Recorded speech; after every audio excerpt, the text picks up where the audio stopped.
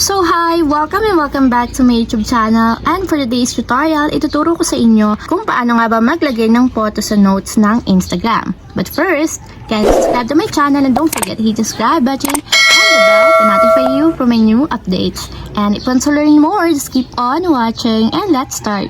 So ayan guys, for today's video, gagamit tayo ng ating Instagram application and make sure na updated yung app na gagamitin natin. So ayan, i-open ko na yung aking Instagram.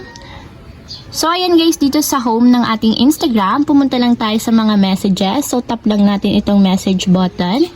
Then dito guys, pwede na tayong mag-create ng notes. So tap lang natin yung notes sa may profile picture natin. Then after nyo guys, dito para makapag-add tayo ng photo sa ating notes, ang gagawin nyo lang is itap nyo lang itong camera button malapit dito sa profile picture natin. And dito guys, pwede na tayong maglagay ng picture. So magka-capture lang tayo dito guys, kasi yun lang yung pwede nating ilagay dito sa ating Instagram notes. So ayan, for example, magka-capture lang ako. So yan, ito yung photo yung ilalagay ko. So lagyan nyo lang ng checkmark kapag okay na. And kung makikita nyo guys, gumagalaw siya and para siyang naka-live photo. So pwede na tayong maglagay ng notes natin ng mga text. So good morning na lang. And ayan guys, kapag okay na, nalagyan nyo na ng photo and then notes. So share na natin siya.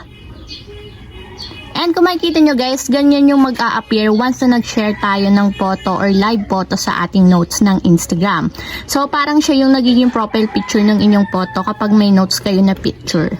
So ayun lang guys, ganun lang kasimple kung paano nga ba maglagay ng live photo sa notes ng Instagram. If you have a question, can you comment down below and don't forget to hit the subscribe button and the bell to notify you for my new updates. And thank you for watching! Living life, every day, late at night, not okay.